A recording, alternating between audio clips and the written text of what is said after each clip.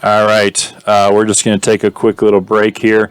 We're going to hear from one of our FieroCast sponsors and see what they can do for you. Are you looking for that special personalized gift for someone? Bonter Solutions can help you find that one-of-a-kind gift. Anything from t-shirts, sweatshirts, drinkware, signs, decorative items, holiday items, and so much more. They can design pretty much anything you want on them, from pictures of your car, your favorite sports team, a pet, or any saying that you want. The list is endless. Minimums are just one of each of any item, and the best thing is, they do not charge a setup fee. You can catch Bonter Solutions at several Fiero and Pontiac events in the area, Fiorama, the Dells Run, the 40th anniversary show coming up in a couple years, and the 2021 Indian Uprising All Pontiac show. So, feel free to visit their website at bontergifts.web.com or give them a call at 847-453-3290. You can also email them at bonnie@bontersolutions.com. We also have promotional item products that they offer as well. That website is bontersolutions.com. So, in a lot of the Fiero owners' eyes, you've got some great relationships with some former GM employees. How did Hmm. those come about? Did it just in passing and knowing people, and those people Well, then talk and it's the Fiero clubs. You got to attribute the Michigan Fiero Club a little bit in the aspect that in the early days, uh, they had members that were GM employees, so I knew guys that worked on the Fiero, and where you got to give them credit is they would bring these Fiero guys to their meets and let them have speeches and guest speaker night and so on and so forth. So that's kind of how I started into it in the middle '90s with the Michigan Girl Club. But when I was in college up there, I went to Northwood University, which is an automotive-based college, automotive business. So when I came out of there, I had a degree in business, but it was automotive service management uh, emphasis.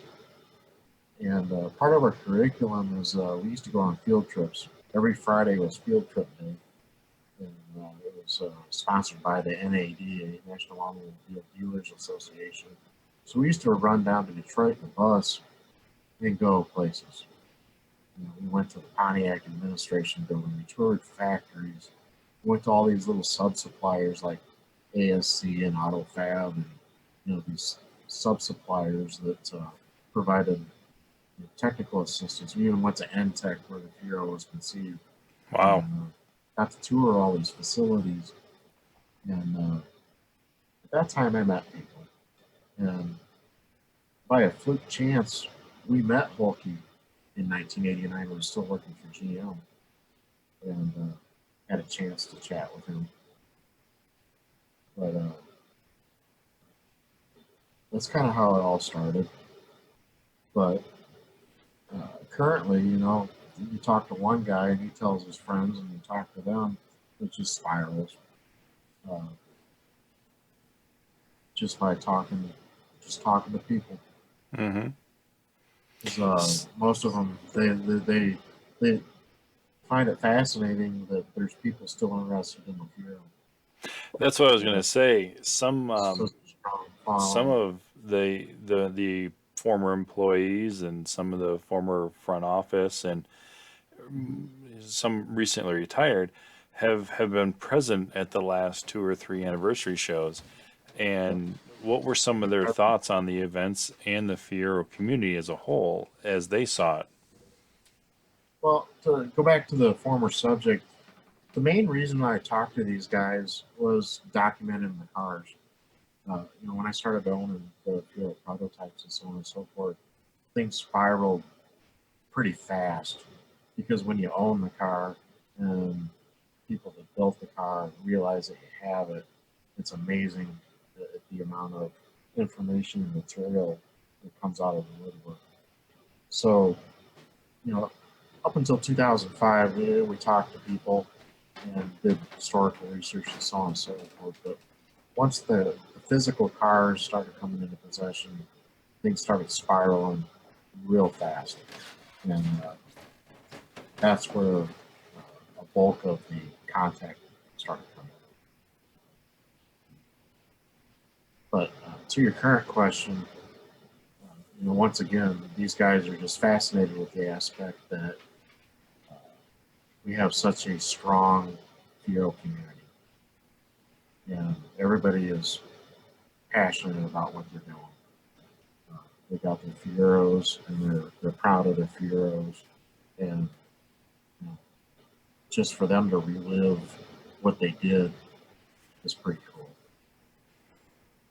And see them still in full swing too, with active cars, Right. you know, at shows and all that stuff as well. Yeah, the one thing that people gotta or need to understand is when they were working on these projects, you know, for the e-car, they were just moving material to make a living. You know, the car was just metal, plastic, and glass, and some rubber, and they were putting it together to make a living, make a profit for GM. You know, some of them were car guys, and you know, there was a little more to it than that. But for the most part, you know, a lot of these guys, it was a job. Nothing to get excited about. And those are the guys that get taken away by the aspect of what we're doing currently. Mm-hmm. Do you still keep in touch with a lot of them on maybe a day or a monthly basis or a yearly basis? Well, you know, John Callie's, I talk to him all the time. We have he's a true car guy. He's a hot rodder. He loves cars. He builds his own cars from scratch. We're not talking about buying parts out of a catalog. He's making these parts himself. Wow. And he's got that engineering background. You know, he did that for a living, building cars from scratch. So that's what he does in his spare time. He builds hot rods. And we got to witness, you know, some of his work right here in Davenport when he brought his 41 Chevy up. But you know, that car is pretty much hand fabricated, and he's taken that car to 199.8 miles per hour. Wow. He's not happy about it because he wants to be able to say he took that car 200 miles an hour. And fortunately, the COVID this summer, you know, eliminated a lot of his events, but he's got the car prepped to go try it again. Hopefully he hits that mark. That would be awesome if he could. Yeah, well, he's got resources. He sat the car down on a chassis dyno in a wind tunnel, and they got the car to 215 miles an hour in that wind tunnel. Wow. On a dyno. Under load. That's something. Yeah, 41 Chevy. But he says, hey, nobody else has done it. I might as well. He's a fascinating person. I mean, he's forgotten more than all of them. Yeah, I mean, just to sit down and pick their brains, or just even sit down and talk to them, would be an honor. Every time I talk to him, it's another no shit. Really, John. You know, one of the things that sticks in my head with John is everybody knows Smokey and the Bandit, the Trans Am, Bandit Trans Am. Well, in reality, that was all his idea. He was working the proving grounds, and Pontiac was making a proposal for a special edition Trans Am. And he took his hot rod background and came up with that graphics design, all the bold pinstripes on black car, and put that together and sent it back to corporate for evaluation, and they loved it. And it was all just because he was working the proving grounds. He had the resource to make this proposal, and that's what he came up with, based on his hot rod background. Wow, that's Somewhat emulated what the custom car builders were doing with the 50s and 60s era cars, with all that pinstriping, mm-hmm. and they loved it. And then that movie producer saw the car in a brochure and bought it. Then that spiraled into using the car for the Smokey and the Bandit movies. And John and a crew of 8 were on set for that movie and provided technical support for the movie. And John, in the crafty way that he is, he told Pontiac that he was going down there to evaluate the Trans Ams that they used in the movie. You know, they jump them and smash them and crash them, and they were going to evaluate, you know, how the cars structurally held up.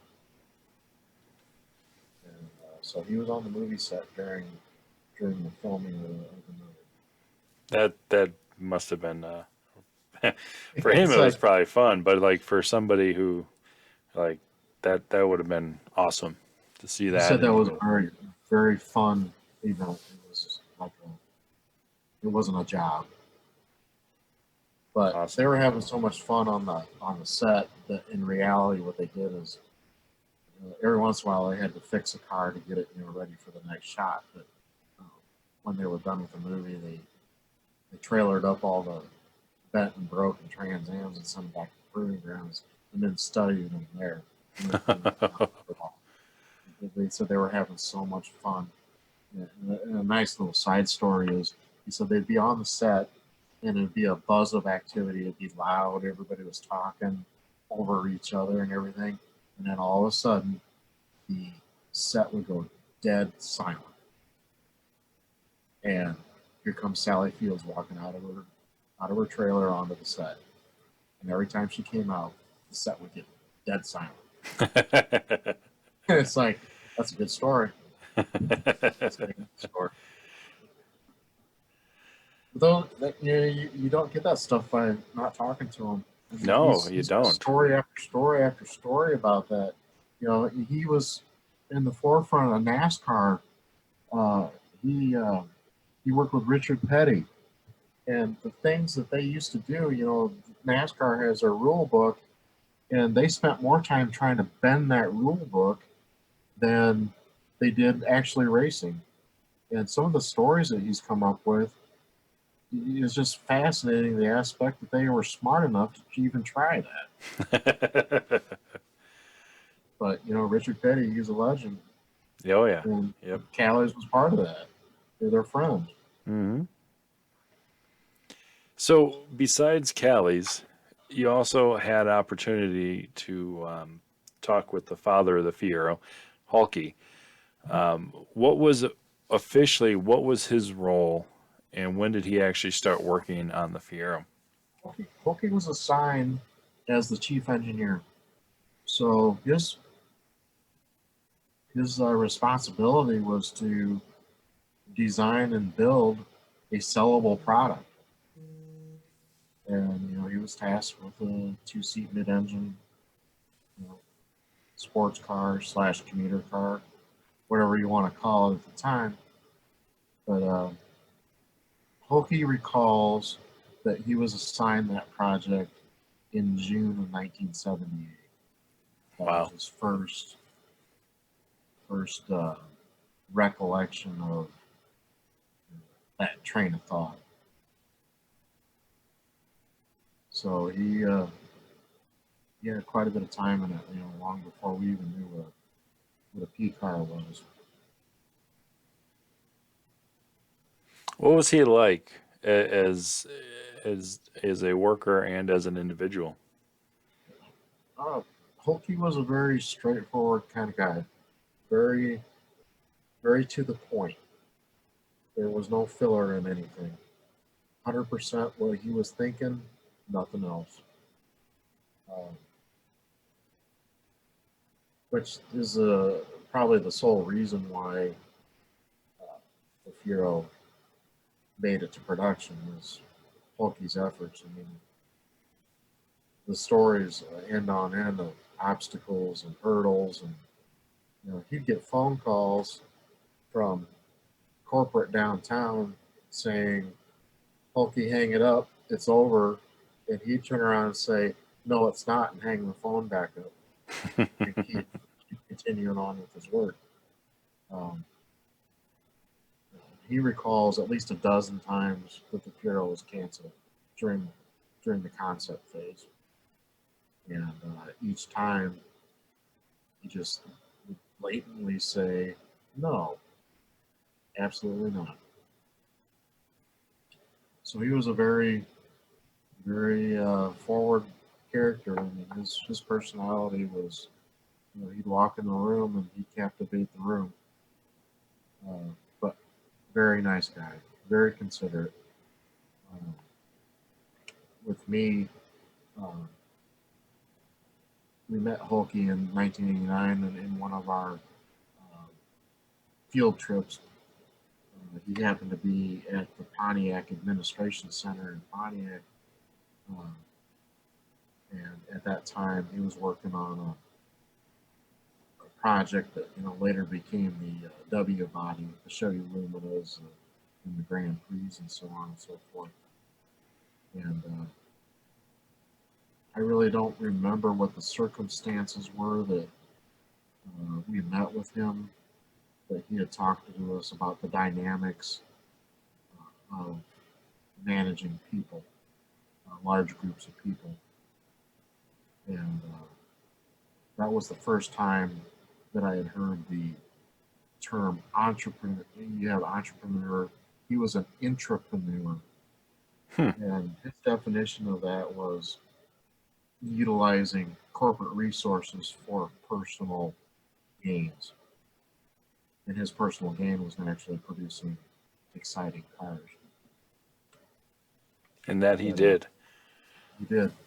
Hulky came from Turkey for college. He went to the University of Michigan, and his college roommate was none other than the legend John Z. DeLorean. And Hulky was supposed to get his engineering degree and go back home to Turkey to participate in the family business. And after spending 4 years with John Z, he talked Hulky into staying in the United States and going into the car industry. So when they graduated from college, Hulky's family wasn't real happy about it, and they kind of left him on his own. So he stayed in Detroit. They both got jobs with Packard Motor Company, and they worked at Packard until they went out of business. And when that happened, they both got lucky and got jobs at General Motors. And it's kind of funny. Hulky's first engineering assignment was the rear-end independent suspension on the 63 Corvette. Oh, wow. Working with Duntoff, Acora Duntoff. And it's like starting out as a young engineer like that and working with that type of project, it had to have been something else. Oh, yeah. But one of the cable TV automotive programs had a special on the Corvette, and they were showing vintage videos, and they showed the conception of that new styled Corvette in '63, and they show a group of engineers in a lab testing suspension components, and there's Hulky right there in front, young Hulky in his 20s.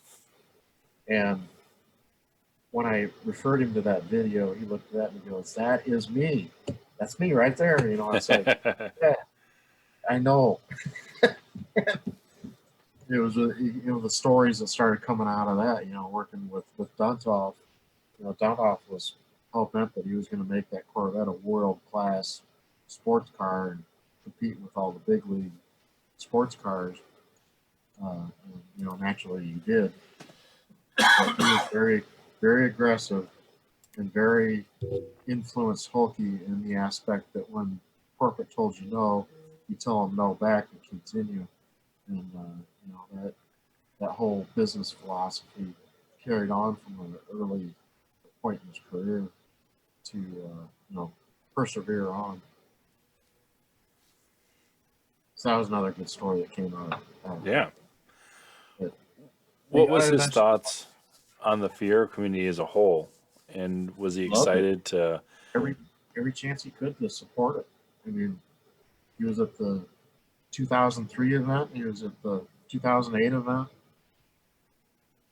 Fortunately, by 2013, his health had deteriorated, but he did send a letter that I read at our guest speaker night to everybody, and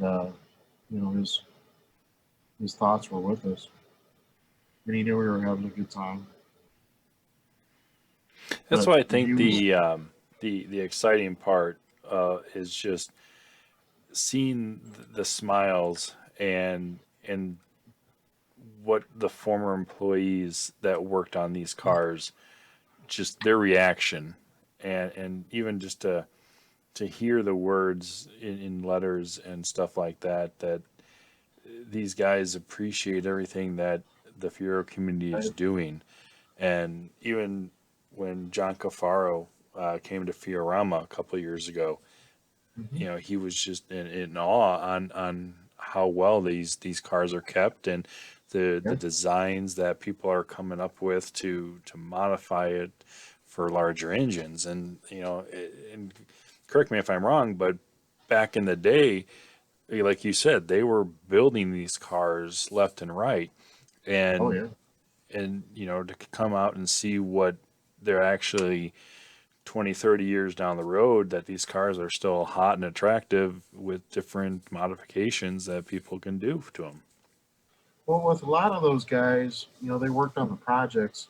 Each engineer or stylist or so on and so forth had a very specific task to complete, and then they were off to the next one. A lot of times, they never really had the opportunity to go see the finished product. They worked on this one small fine point, but to see the entire uh, piece put together in production form in public consumption, a lot of them didn't have the opportunity to see them. And now that they see what we're doing within the Fiero community, it's pretty fascinating to them Mm-hmm. see their work completed. But getting back to Hulky, um, in 2003, he showed up to the venue very early, like 7 o'clock in the morning, and he met me. We sat down and had some breakfast and some coffee, and everybody started, you know, coming around the table and sitting down, and talking. And Pokey treated us just like we're old friends, new friends. He was just such a charismatic people person that people were comfortable with him. So all day long, from that early in the morning all the way until the awards banquet, he was out in the parking lot with the Fiero enthusiasts, walking around with people, talking about their cars, meeting, shaking hands, signing autographs. He said, "I've never signed my name so many times in my life." Was after that day, and he just loved it. He was in his element. But having a guy like that who went through the ranks of corporate GM to come out and just hang with the guys was so cool. And that's when my relationship with Hulky really flourished, is after that 2003 event. And every time I was in Detroit, I had to make time to go see Hulky. Stop by the house. It could be for 10 minutes. It could have been for a half hour. A lot of times it was for more time than I allotted, and I had to call in sick to work the next day because I was still in Michigan. But uh, to sit and talk to this guy, he was just a simple genius. He found a way to figure something out, no matter what it was. And the things that he did for himself personally was just simply uh, amazing. So, it was just a joy to know him. But with Hulky, one of the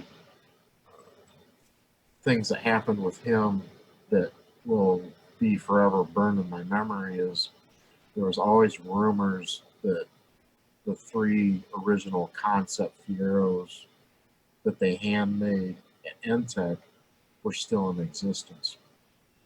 And the rumors that kept circulating, old wise tales through, what buddy knows a guy kind of thing. So Pokey said, he looked right at me, he says, I've had enough of listening to this. We're going to go see if they really do exist. So uh, it was a Wednesday in early spring, Aprilish. I drove up to Michigan, and me and Hokey drove around to all the places where the Fiero was conceived, N.I.F.E and United Industries and so on and so forth. There was probably 8 places we went where the Fiero was conceived, where the original concept prototypes were built. And I met so many neat people that day that were part of the conception of the Fiero. And we went to where he thought we would find the cars, but unfortunately we didn't. And nobody had any paper trail or clue as to where they went, which was a shame. But we were places where they were at one time. All the pictures of all the engineers sitting in N.I.F.E designing the Fiero on paper, that room was right there with all those drawing tables in there. It was kind of cool to see it all. But that day right there, driving around Detroit with Hulky in the car and all the stories that go with it, and meeting all these people that he dealt with during the conception of the Fiero, as co-workers, there's just something else. And it's just something that I'll never forget. Well, thank you for telling us these stories, because it's one of the things that I wanted to get the this Fiero cast out there is for these unique stories and the ability to tell them, and just some of these are great, and just getting to know the person again and just hearing all the stuff. Do you think deep down that these cars are still, or these they're out there somewhere, or do you think they're gone? I don't think so. These cars were what they called soft tool prototypes, where they basically, they were put together to show GM corporate brass that this is what we're intending on doing, and there was no intention of making them roadworthy. Mm-hmm. They were not by any means a running prototype where you could take them out on the highway and take them on a long trip or something. Right. They were drivable cars, but they were only drivable so that the corporate decision makers, just sit down and take them for a ride around the parking lot, so on and so forth. Mm-hmm. Nothing that was intended to be permanent. But Now, it would be really cool to have, but once again, if Hulky couldn't find them, because that whole scenario continued for several years. He pursued it farther than our day trip. wow. He said, we just hit the obvious spots. Says, I know that those cars were there at one time, but they got moved around. But he ultimately thinks that probably GM called them back and they crashed them because they were just design proposals. Right. Now, kind of staying within the Detroit area, there's a, a storage facility called the Heritage Center. Yep.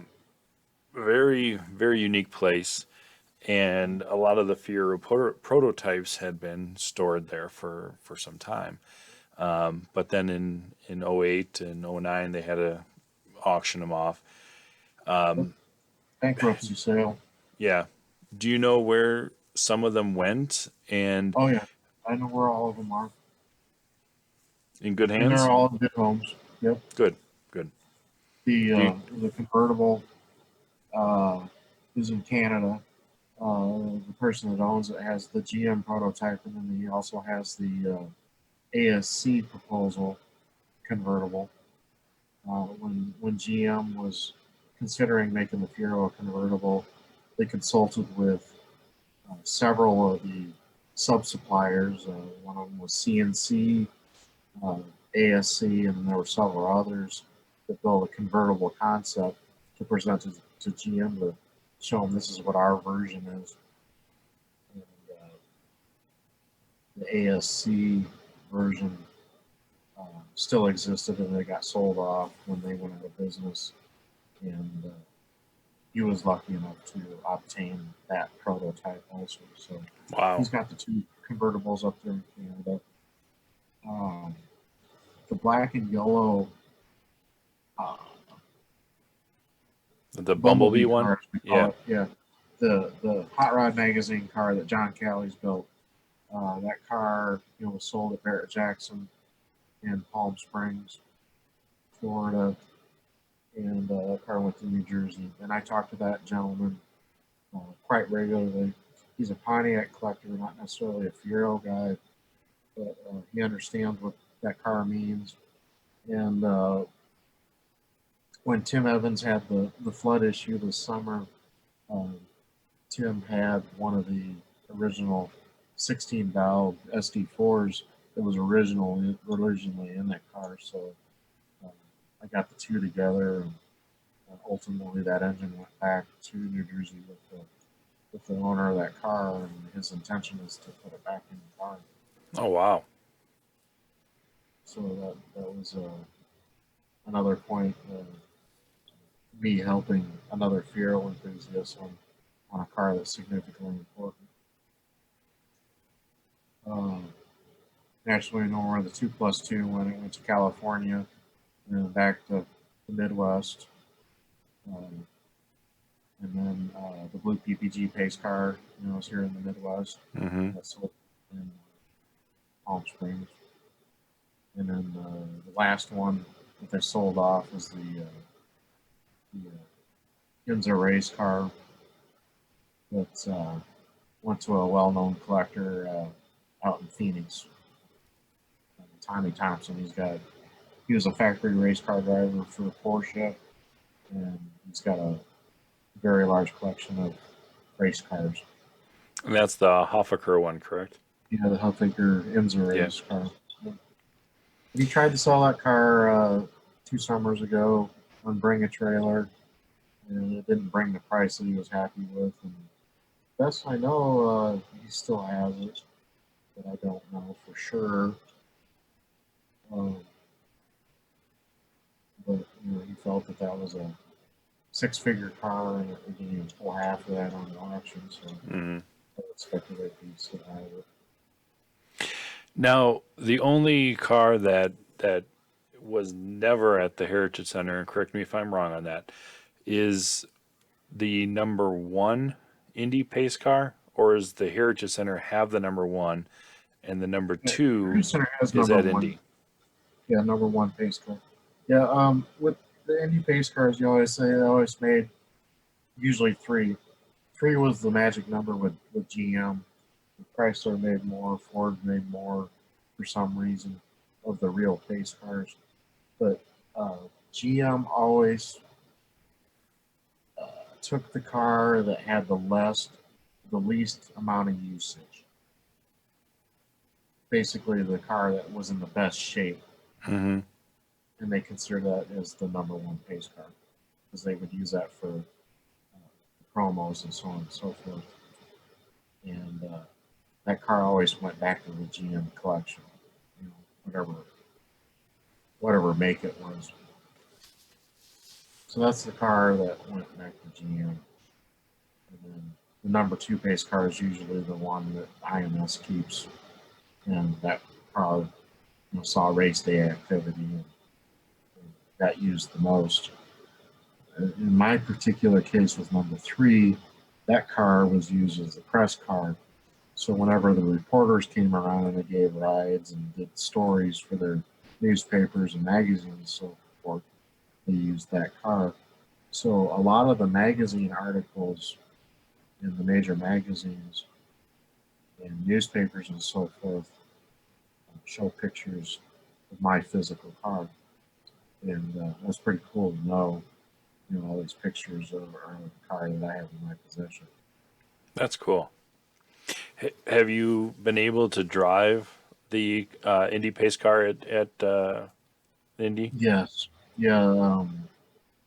2006 Indy Pace Car Reunion. Um, at that time, we knew the museum curator uh, pretty close, and he knew that he could trust me with it. And for that pace car reunion, the museum had gotten all of their pace cars out, every one that Wow. they had in their possession. And then the ones that they didn't have, they hired in. So some of them were owned by private owners. A lot of them came from GM. A lot of them came from Ford. A lot of them came from Chrysler, that were actually owned by the manufacturers. But they had had the real pace car from every year, from 1911 until 2006. And you know that was quite an undertaking. You know, there was a lot of people involved in that, but being that, you know, they knew that I was a Fiero guy, you know, they handed me the keys and said, "There you go, but be careful with it. Don't hurt it." So when we had the opportunity to go out on track with the car. You know, we took all the pace cars out in line, and it was on pole day. So when we were out on track, all the race teams were still in the pits. All the Indy cars were still in the pits. All the spectators that were there for pole day were still there. Wow. So when we started rolling all these vintage pace cars out, everybody stayed. So I got a little bit of taste of what it was like to be there on race day. You know, the Indy cars were there, they were running, they were revving, and sitting there in the pits, and all the pit crews were there, and then all the spectators in the stands. Uh, that was a pretty cool experience. But, Yeah, you know, sounds awesome. we were stuck to the 50-mile-an-hour speed limit. And, you know, there were several of us that were driving those cars, and it's like, man, we would have just gave to just let her loose, but there wasn't any way to do it. Yeah. Yeah. So And shifting then gears a little bit. Go ahead, bud. one more thing though, at Yep. Fiorama in 2005, you know, I had the 5 cars come down for Fiorama. Was that the 15-year anniversary? I don't remember. Yeah, it was either I think it was number 10, the Big 10 Maybe year. it was a 10. I don't Yeah. remember. But we had the 5 prototypes come down from Detroit. I was able to negotiate that at no cost to the car club, and the pace car was part of those 5. And at the end of the day, the gentleman that was in charge of the cars said, "You know, that pace car hasn't run in a long time. Why don't you just run her around until she gets warm?" So I think for what, an hour, there's nothing but the sound of the Super Duty 4 buzzing around the insurance company there. Yeah, that's when we were off a Midwest Road in that parking lot, just Yeah, circled the right. building. So that was a Yeah. good roundabout there. So I've been fortunate enough to drive all 3 of them. That's awesome. Yeah, like I said, the whole thing roots back to that, you know, seeing that car on race day on the TV. That was my decision to buy a Fiero. and then having the opportunity to drive all of them, have seat time in all of them, and eventually end up owning them. And that's right up my passion. Yeah, you've got some great stories too. All right, we're just going to take a quick little break here. We're going to hear from one of our FieroCast sponsors and see what they can do for you. Have you asked yourself, what is the Midwest Fiero Clubs? Well, the Midwest Fiero Clubs, which is also a region of the AACA, is a dedicated group of enthusiasts whose passion is to promote and preserve the Pontiac Fiero and the Fiero community. The Midwest Fiero Clubs consists of members from existing Fiero clubs across the U.S.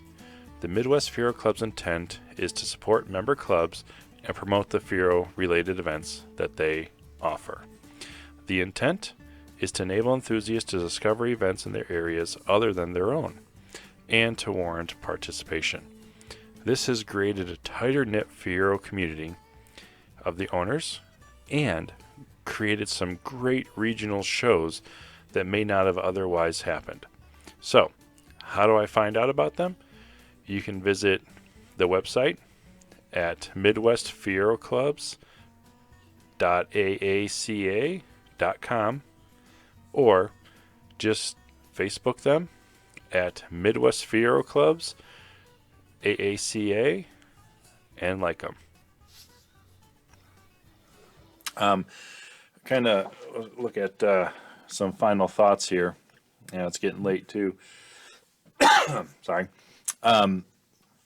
Where do you see the Fiero community kind of going leading into the 40th anniversary show? Well, being that I've been part of the car enthusiast hobby all my life, I've seen how it goes with other marks. I mean, Dad was part of very large car clubs, in the 70s, and all that's dwindled and went away. And some of us flourished. I mean, the first time we went to Bloomington Gold, we were in a freaking mowed over cornfield or hayfield down in Bloomington, Illinois, and I don't think that there was over 200 cars there that first year. But it was the start of the Bloomington Gold hierarchy. Mm-hmm. But also, on the other hand, we've been part of car clubs that were very large, that kind of faded away, just because the change of interest. So, in relation to the Fiero, what I see is the group is much more closer knit than what I had experienced with some of these cars or some of these clubs that had faded away. And I predict that our numbers might be smaller in the future, but we're still going to have a close knit community. I agree. Because people coming from the outside that have never been part of our group, after you get to know them a little bit, the first thing they say is, I can't believe how nice and welcoming the Fiero people are. And they always have time to make us feel at ease and make friends and make us feel like we're part of the group. We're not outsiders for very long. Yeah, you hear that continuously with our group. And the clubs have grown too. I mean, we've seen so much over the many years, and even if you're first time coming to a show, you're welcomed right away. And Right. whether you're daily driven, custom, modified, restored, everybody treats you with the utmost respect, and that's awesome. One of the things, especially at Fiorama, is I walk around all day, talk to people all day. I kind of keep an eye on what people are doing. If I see that one guy that's been sitting behind his car all day long, I always make a full effort to go over and talk to him. Because they're new to it Yeah. usually, and by the time I talk to them and some of the other N.I.F E guys start talking to them, they're part of the group. Then factor on it. Mm-hmm. They're friends, and they start loosening up and enjoying themselves, being themselves, and that's what it's all about. Exactly. Now, we just got done doing a podcast with the Midwest Fiero Club, so there we got a lot of information in that one too. But in the next couple of years, we've got the 40th coming up. What what um, what can we expect from this 40th as far as is it something that we want to get that younger group to, or make it exciting for That is the a current group? never-ending quest to get the young people involved. Um, they got to carry the torch, Mm-hmm. and I don't know what's happened within the younger set, but the amount of young people that are interested in cars has significantly shrank within the last decade. And I don't know what the remedy is to it, but uh, any young person that shows an interest in the Fiero, I do whatever I can to accommodate them, keep them interested, and make sure that they understand that we appreciate them. Mm-hmm. Because I know as a young person, we were all there at one time. They may not have a lot of money, might lack in knowledge a little bit, might be uncomfortable being around strangers, but we do what we can to put them at ease and make sure they're included in the group. And kind of seeing right now, within the last few years, that there are some groups of younger people that are joining in with the Fieros, and I just hope that that continues to flourish. Agreed. Agreed. Final question. Do you see the Fiero as ever becoming a true classic antique, or a Definitely. unique, hard to find kind of car down the road? Well, you got to look at the big picture. You look at the '80s and what the manufacturers offered in the '80s. Uh, what was unique? Because most of the cars that were built in the '80s were cookie cutter four doors that didn't have a whole lot of style. They were, uh, especially with GM, their corporate policy was numbers, profitability, uh, less less emphasis on the product. I think that's what made Pontiac more unique, is they emphasized a little more on the product. So their offerings were a little more sporty, a little fancier than run of the mill Chevrolet. Mm-hmm. So in the '80s, the offerings that make them unique in a car person's mind, you know, there wasn't a lot. You got your typical Camaros and Firebirds and Mustangs and Corvettes, and outside of that, not a whole lot there. But the Fiero was unique. It was a unique platform, and it didn't share too much design feature with anything else. It wasn't similar to anything else. So you know, the interest will always be there with that car because it's unique to the era, like everything else.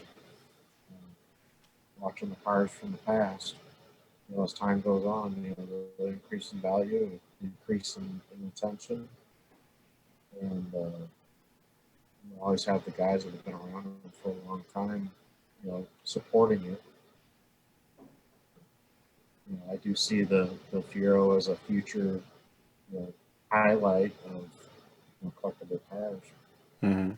And it all, it still comes down to that younger group too, Yeah. because Oh yeah.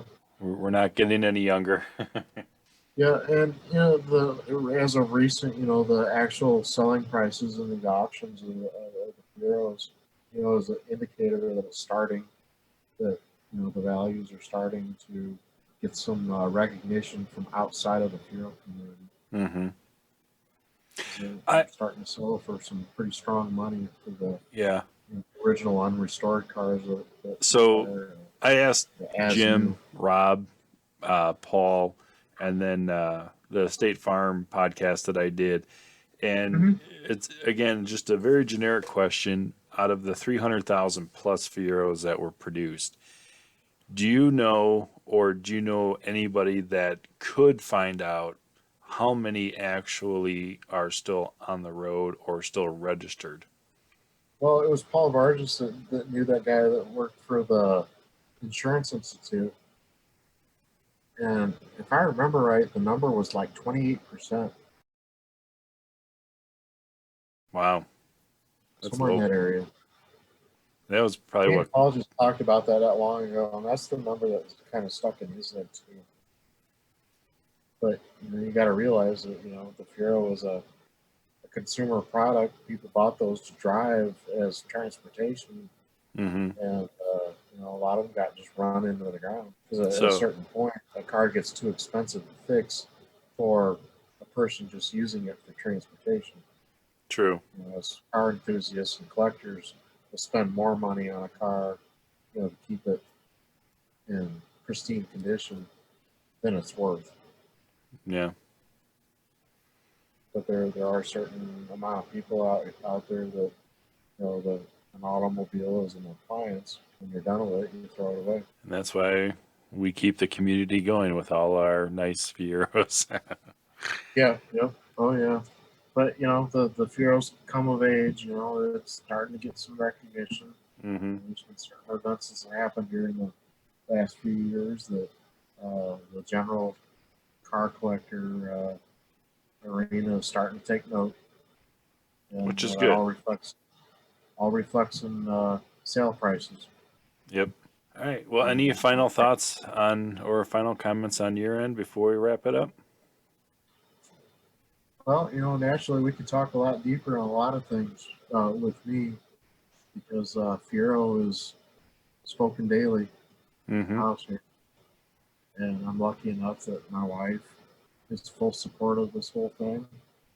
She's into it. And actually, my mom's 100% into it, so I don't get any flack for buying another car or bringing home another. Or the fact that we got a Fiero item in every room of the house, and the daily drivers sit outside because they're full of Fieros in the garages. So I'm pretty fortunate with the family that we're supported with that aspect. They realize that what I'm doing isn't buying old junk, dilapidated cars that are going to sit in the driveway and just rot out on the driveway because they were cheap. They understand where their passions are. Mm-hmm. That's part of the reason why I have the collection that I do have is from family support and understanding. But talking to the people that built the car, that's all initiative there. That's just sticking my neck out and making that phone call, or going to the person's house and just sticking your neck out to say hello and see where it goes. I've had a lot of successes, but I've also gone down in a ball of flames on a lot of it. Some of these guys, that was just a job, and they went to their job every day, and they didn't really care. And they did some significant things in terms of the design of the car. And you approach them about it, and pretty much I really don't care, and I don't remember, and you know, don't bother me about it again. Mm-hmm. But it's all part of the game, I guess. And then there's been a lot of instances with those people that in order to get them to open up. You got to get to know them a little bit, so you start getting into their personal lives and their personalities, and it takes a little patience to you know, endure that a little bit. But it's turned out that I've made some really, really good friends over it. That's awesome. And again, thank you for sharing those stories with us too, because and I know how at car shows and event shows and stuff like that, you don't get that opportunity because there's just so much going on. And again, that's why I kind of, I started this podcast to kind of, sit down and get those stories out there too, so everybody could hear them. Yep. Well, that's where my passion lies, is with the cars, and the Fiero's the emphasis, but you have other things that consume my time. But where I'm happiest is be able to go out in the garage with a project car and lock the door and turn the radio up and go at it.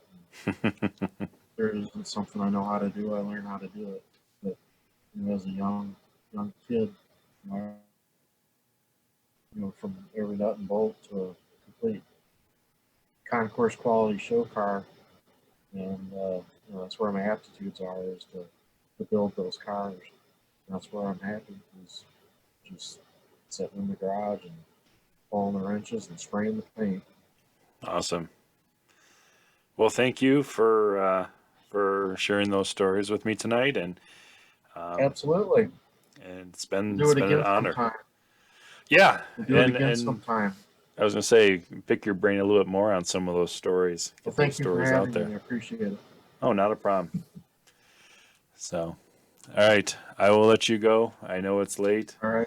And again, thank you very much for joining me tonight.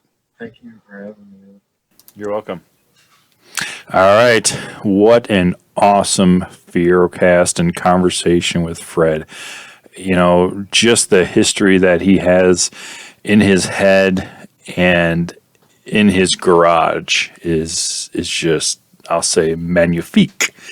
But yes, it is awesome to have somebody in the Fiero community that just is so much into the Fiero history and knows so many in the Pontiac Fiero world. So again, we hope you enjoyed this episode of Fierocast, and we hope that this brings a little bit entertainment to your life during these times of uncertainty and being stuck at home. So again, thank you for listening, and a big thank you to Fred.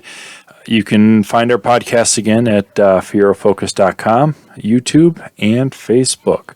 Thank you again to the Fiero Store, Midwest Fiero Clubs, Bonter Solutions.